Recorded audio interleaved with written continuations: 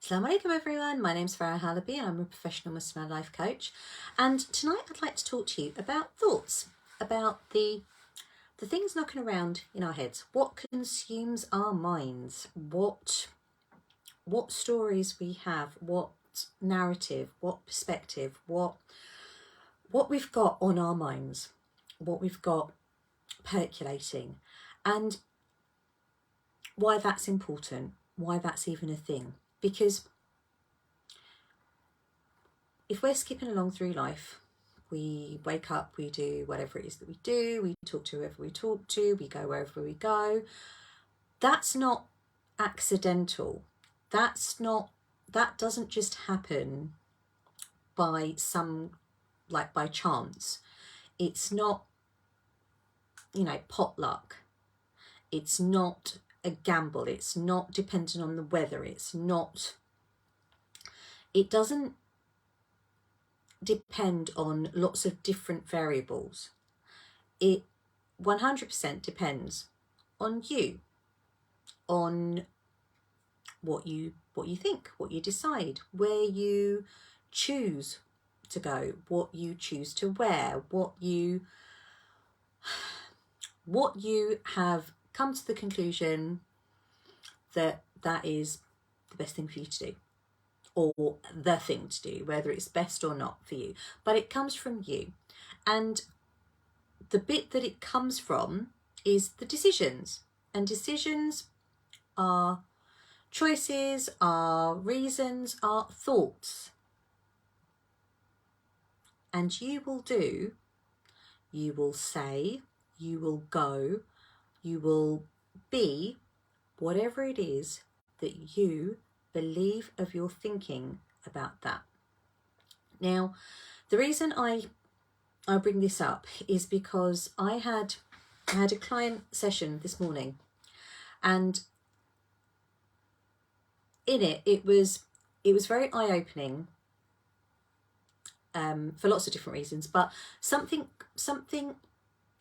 the penny dropped for my client this morning in the session, which in speaking about her situation, her current situation with her husband, and she had felt, or she felt this morning, that communication was an issue in their marriage, that he couldn't communicate. He wasn't a good communicator. There was a lack of communication. There was a lack of him wanting to communicate with her. So not only was the communication lacking, the desire to communicate wasn't there. And based on that thought, he can't communicate. He doesn't want to communicate. He isn't able to. With those thoughts knocking around, everything then that her husband was doing became evidence-based to substantiate what she was thinking. So if he was sat there just minding his own business, sitting there either on his computer or on his phone, that act, that behaviour, if you like, was evidence of his inability, his unwillingness to communicate with her. She was taking whatever he was doing as an intentional act of not communicating, or to substantiate his inability. And I'll give you an example of this in my own life. And this was a little while ago. I remember I'd made myself a cup of tea and took it into my office and was drinking it. And about 2 minutes later, my husband knocks on the door and he comes in and he saw the cup and he went, "Oh, made yourself a cup of tea, have you? Didn't make me one." "Oh, okay," and walked off. And I was just, doing my work, and I thought, yeah, I've made myself a cup of tea and I've come into the office. He was elsewhere in the house. He was doing something, I'm not too sure. But my action, my behaviour, my making my cup of tea wasn't a direct inaction against him. It wasn't anything to do with him. Me making tea for myself wasn't an act of me not making tea for him. And when we get into our heads about what the other person is doing, and we take everything that they do or what they don't do as a personal, intentional act, we will drive ourselves absolutely round the bend, making sense or trying to make sense in our weird and wonderful way of normal everyday occurrences. So I'll go back to my client this morning, and all the while that she had, he doesn't communicate. He can't communicate. He's not doing what I want him to do. He's not doing what I want him to be doing. In her mind, she had a very specific way of what she wanted, of how she wanted him to speak to her. Not just how she wanted him to speak to her, but what she wanted him to say in exactly the exact tone, with the exact wording, with the exact body language, with the exact facial expressions. She had created this perfect, if you like, or this acceptable or this desired way of communication in her head. And so everything that was falling short of that was, again, evidence that her husband just doesn't want to communicate with her, just can't do it, doesn't want to, incapable. And she was getting really, really upset, really, really frustrated with him. And it reminded me of, I don't know if you've seen the film The Breakup, I think it's called. It was Jennifer Aniston and oh my goodness, I can't remember his name.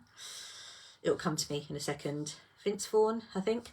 But anyway, and there's a scene in it where she's loading the dishwasher, or she's washing up. I can't remember. She's doing the dishes, and she asks him to do them, or she says something. Oh, you never do them, and he was like, why don't you just ask me? Why don't you, if you want me to do the dishes, why don't you just ask me instead of making all of these like slime comments? And she says something along the lines of, it's not that she wants him to do the dishes, she wants him to want to do the dishes. And it turned into a whole big argument. So in the conversation that I was having with my client this morning in the session, we unpicked and we got to the crux of what was really upsetting her. It was her belief about her husband. It was her beliefs about his communication. It was her thoughts about him that were frustrating her, because all the while she held those beliefs. He can't communicate. He doesn't want to communicate. He's unable to communicate with me. Everything that he was doing fell short of that. And he will never be able to communicate in exactly the spot on way that she had built up good communication or acceptable communication or the best communication in her mind. He would never be able to do that. And even if he got even close to it, she would still find fault in it, because it wasn't his communication that was the issue. It was the belief that, he wouldn't have been able to have proved to her that he can communicate, because that wasn't the thing that was upsetting her. She'd created this belief that he didn't want to, that he couldn't. And so while she had that going around in her head all the time, she was missing all of the ways in which he was perfectly capable of communicating, that there were, she was missing the present. She was missing what was going on with what he was actually doing for her, to her, even for her benefit, communicating with her in the way that he was, that was perfectly understandable, perfectly fine, perfectly acceptable for the situation that he was communicating in. But she was looking for that all singing, all dancing, all boxes ticked manner of communication.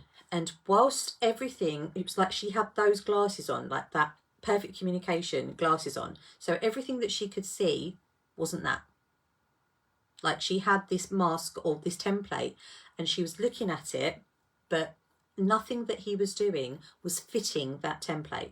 So I'll ask you, when you think about the struggles that you have, let's just say with your partner, and they have a particular behavior, or there's something going on in that relationship that is really annoying you, that's really getting on your nerves, that is just leading you to not be having a good old time, specifically with your spouse. If you didn't hold that belief about whatever it is that winds you up about them, would you see them differently? Now, that might sound like a silly question. It's a bit like asking, well, if you didn't think that what they were doing was cheesing you off, would you be cheesed off with them then? But that is the question, because it is 100% what you believe of the situation, what you think about the situation, that will give you your experience of that person, that situation, that circumstance. So I'll ask you again, if you didn't hold that belief about that person, would you still have the same feeling about it, or about them, about what they're doing? What would you think about them? What would you feel towards them if you didn't think that whatever it is that they're doing that upsets you and frustrates you, annoys you, gets right on your wick? How would you feel about them if you didn't think that about them? I'd love to know. And if you're wondering, well, you know, if I did, then so what? Well, for my clients and for myself, who have been and who are going through this process, the process that helped me and that is helping my clients achieve the results in their lives through a very simple understanding, but a very clear cut and very clear pathway to helping them overcome those mind dramas, overcome and create intentional beliefs that serve them. Because all the while they have a certain belief about their thinking, they're not having a great time. They're seeing the people in their lives that are closest to them through the lens of the problem, the behaviour. And once they let go of that and they see them through a different perspective, have different thinking, have different beliefs about them, the experience with that person completely changes. And they are leading lovely lives. SubhanAllah. I was going to share a story with you about my husband, or I'm going to actually, because I think I've shared enough. But if you were wondering, okay, well, how do I do this then? You know, what's the big deal about changing my perspective, changing my thinking, not having those same beliefs? Well, I'll ask you that question again, the one that I asked you a little while ago. If you didn't have the same thinking, the same perspective, the same opinion about your spouse, someone close to you, that really winds you up about them, how would you feel towards them if you thought differently about them? What difference would it make in the way that you see them, in the way that you behave towards them, in the way that you relate to them?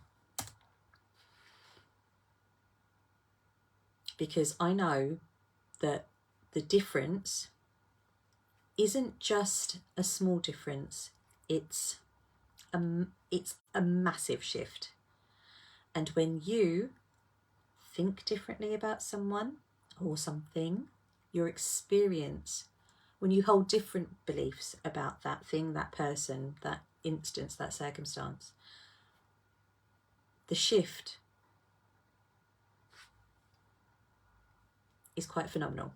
And if you'd like to know how you can do that, how that can happen for you, or even inquire as to what's going on for you and how this relates to you, how this can help you overcome a problem in your marriage, in your relationship, then let me know.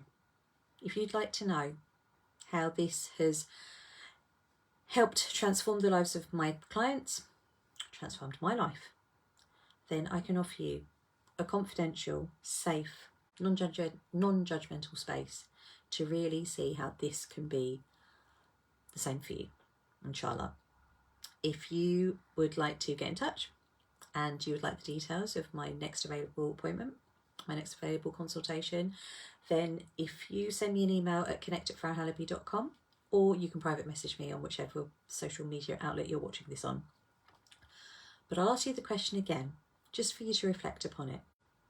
If you thought differently about a person, if you held a different belief, an empowering belief, a quote-unquote positive thought about that person, how would that change your feeling towards them, and how would that change your opinion of them, your perspective of them, if you had different thinking about them? As you know, my name is Farah Halabi, and as always, I pray that you're safe, well, happy and healthy, and inshallah I shall see you again very soon. But for now, take care. Assalamu alaikum.